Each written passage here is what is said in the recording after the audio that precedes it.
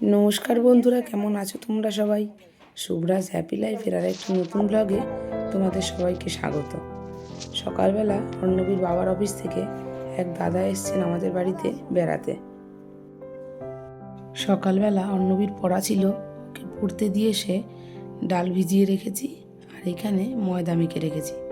এখন ডালটা সেদ্ধ করে নেব। প্রেসার কুকারে একটা সিটি দিলেই হয়ে যাবে। দুদিন আমি ভিডিও দিতে পারিনি, আমার গলার অবস্থা ঠান্ডা লেগে এমন হয়েছে। দেখো, এখনও গলার আওয়াজ পরিষ্কার হচ্ছে না। তোমরা প্লিজ এইটুকু মানিয়ে নিও। এখন যাব অর্ণবীকে পড়ার থেকে বাড়ি নিয়ে আসতে। অর্ণবীকে পড়া থেকে নিয়ে এসছি একটু মিষ্টি নিতে। ভাবছি এখানে গরম গরম জিলেপি ভাজে, তাই একটু জিলাপি নিয়ে যাব। সকাল সকাল লুচি, ছোলার ডাল আর জিলিপি দেব। যেই দাদা আমাদের বাড়িতে এসেছেন উনি ফুটবলের কোচ ছিলেন।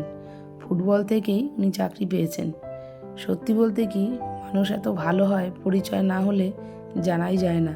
এই দাদা অনেক উঁচু পোস্টে চাকরি করেন, কিন্তু মনে এতটুকু অহংকার নেই। চলো এবার চটপট জলখাবারটা বানিয়ে ফেলি। কড়াইতে সামান্য তেল দিয়ে দিয়েছি আর এখানে ডালটা এরকম আধ সিদ্ধ করে নিয়েছি। এবার তেলটা গরম হয়ে গেলেই এতে দেব 2টো তেজপাতা, একটা শুকনো লঙ্কা, 2টো লবঙ্গ, 2টো এলাচ আর একটু জিরা। এই ফোড়নটা থেকে সুন্দর গন্ধ বেরোলে তারপরে দিয়ে দেব 1 চামচ আদা কাঁচা লঙ্কা বাটা।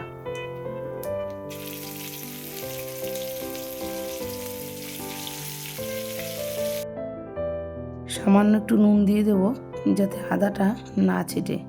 এবার এই মশলাটাকে ভালো করে কষিয়ে সেদ্ধ ডালটা এর মধ্যে দিয়ে আবার ভালো করে কষিয়ে নেব। যে দাদা বাড়িতে এসছেন উনি অর্ণবীকে দেখেই বলছেন, তুই খেলাটা ছেড়ে দিলি কেন, আবার শুরু কর।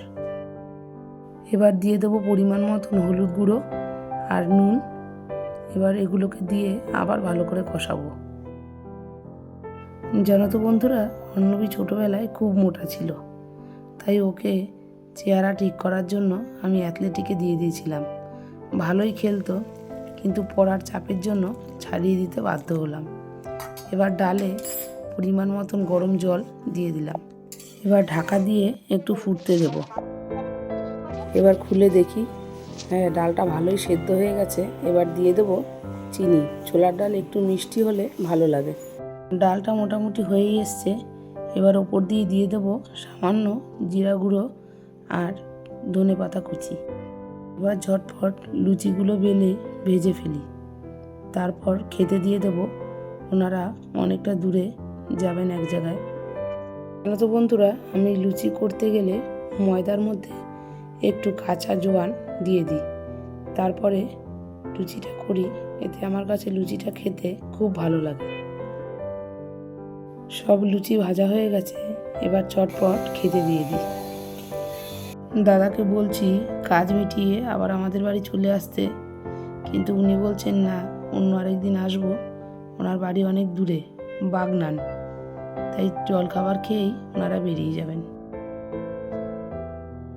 বেরোনোর জন্য ওনারা রেডি হয়ে গেছেন আর আমাদের বারে বারে ওনার বাড়ি যাওয়ার জন্য বলছেন।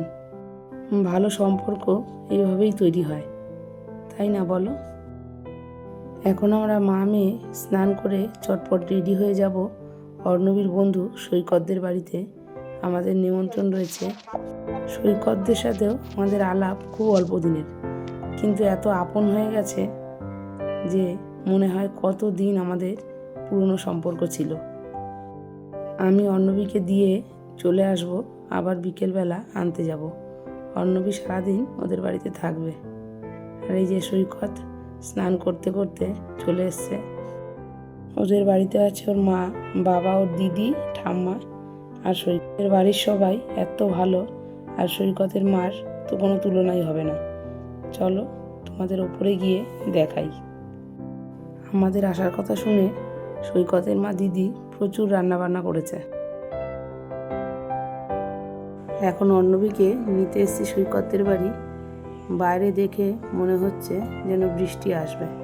সারাদিন অর্ণবী খুব মজা করেছে আর সৈকতে দিদির সাথে সারাটা দিন খুব আনন্দ করে কাটিয়েছে। ভিডিওটা তাহলে এখানেই শেষ করছি। ভালো লাগলে একটা লাইক করে দিও আর আমার চ্যানেলটাকে প্লিজ সাবস্ক্রাইব করো। দেখা হবে অন্য কোনো একটা ব্লগে।